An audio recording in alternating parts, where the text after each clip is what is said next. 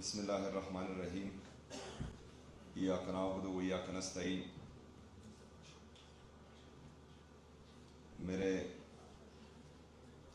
پاک آسٹریا شعبے کے تمام سٹاف، اسٹوڈنٹس، فیکلٹی، ڈائریکٹر صاحب، ہمارے منسٹر صاحب ارشد ایوب صاحب، ہمارے چیف ویب اکبر ایوب صاحب، یوسف ایوب صاحب، secretary higher education department, minister higher education department, اور یہاں پر ڈسٹرکٹ ایڈمنسٹریشن، پولیس، تمام لوگوں کو السلام علیکم ورحمۃ اللہ وبرکاتہ. ڈائریکٹر صاحب، آپ لوگ کتنے پیارے لگ رہے تھے جب آپ اردو میں بات کر رہے تھے.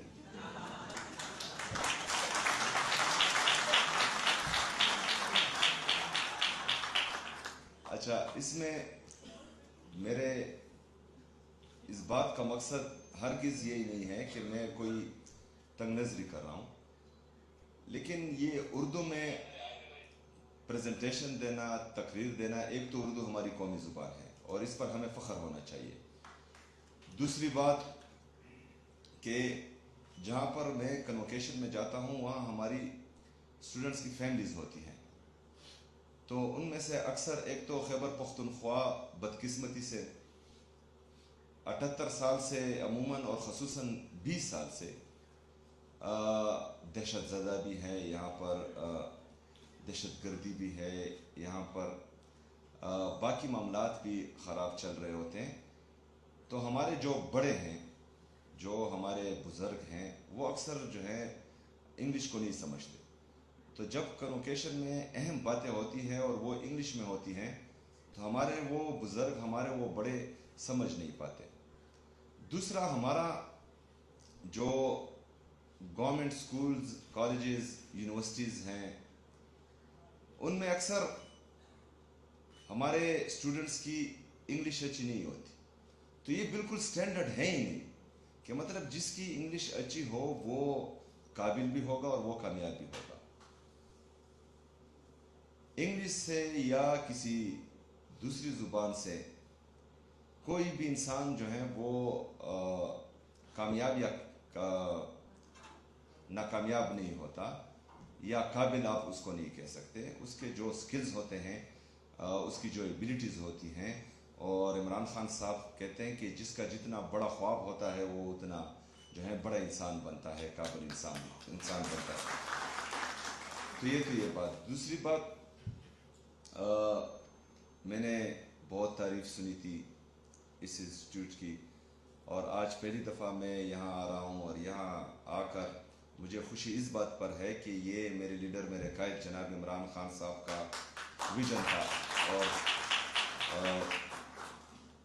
مجھے خوشی ہوئی ہے کہ یہ بہترین انداز میں چل رہا ہے، اور جس طرح میرے لیڈر کا ویژن تھا الحمدللہ اس کے مطابق چل رہا ہے. ہمیشہ جو بھی ادارہ ہوتا ہے اس کا لیڈر اچھا ہوتا ہے تو ادارہ اچھا چلتا ہے. یہ اگر فرض کریں 5 سالوں میں اس حد تک پہنچا ہے، اور اس کے بعد ابھی جو ہیں ڈائریکٹر صاحب نے کہا کہ ہم سسٹینیبل ہو چکے ہیں تقریباً. تو اگر فرض کرے اس وقت یہ اس پوزیشن پر ہے اور اس کا لیڈر تبدیل کر دیا جائے، یا کوئی ایسا لیڈر اس کے لیے آئے جو اس کے قابل نہیں ہو، یا جو ہے فارم 47 کے ذریعے کوئی یہاں پر آئے،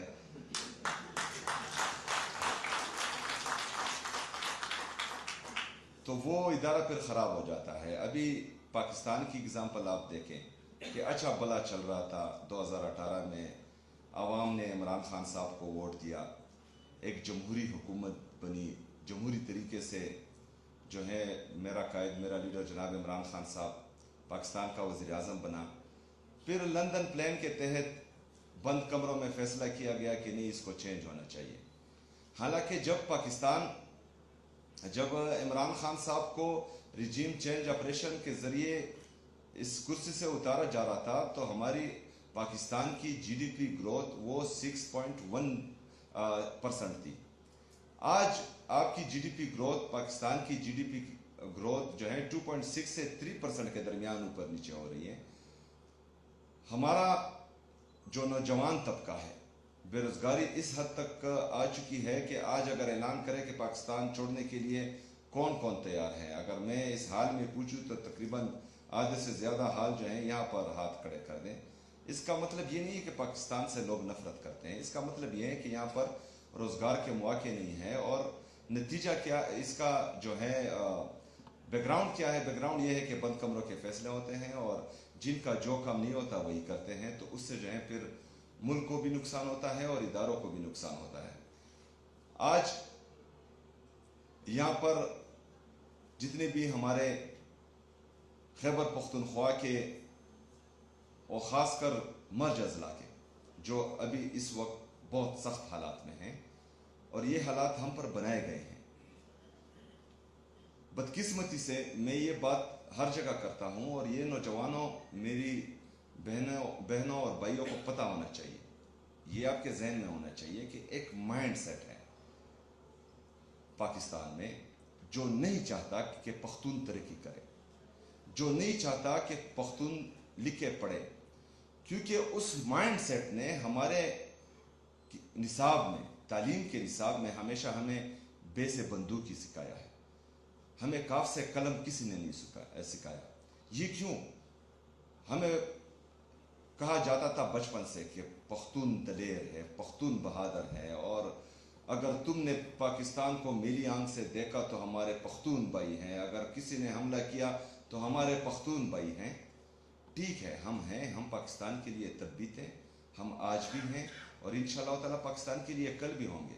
लेकिन इसका मतलब नहीं है कि आप मेरे हाथ से कलम छीनें और मुझे बंदूक दें। बंदूक की जब ज़रूरत होगी तो इंशाअल्लाह ताला अपनी फौज से पहले हम अपना वो बंदूक उठाएंगे और दुश्मन का मुकाबला करेंगे।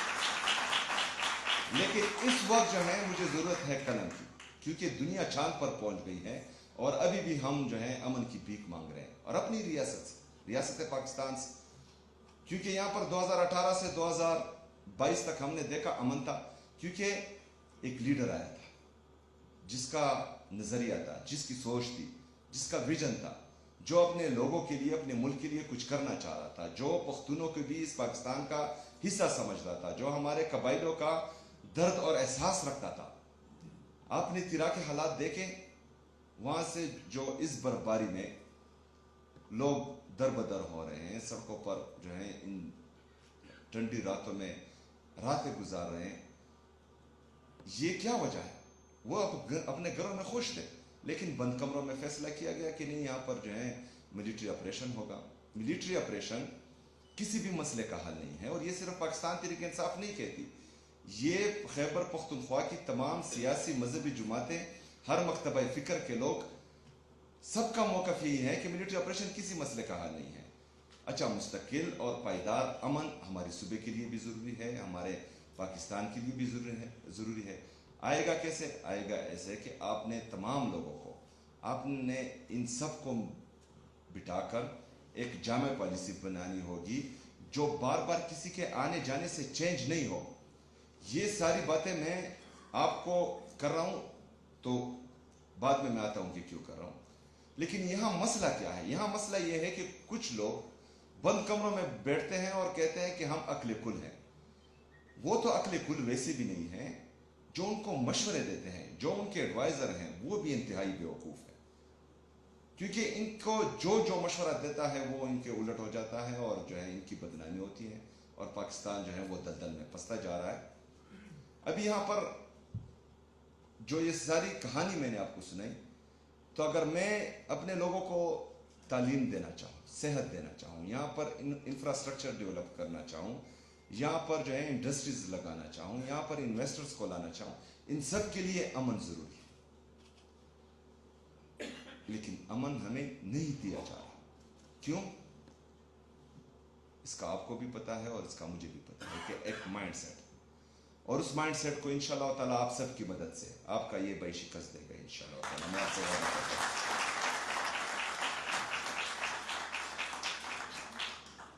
डायरेक्टर साहब, तमाम जितनी भी हमारी पाक ऑस्ट्रिया की फैकल्टीज़ हैं, उनको मैं दाद भी देता हूँ, खिराज तहसीन भी पेश करता हूँ। इंशाअल्लाह ताला इससे पहले जिस तरह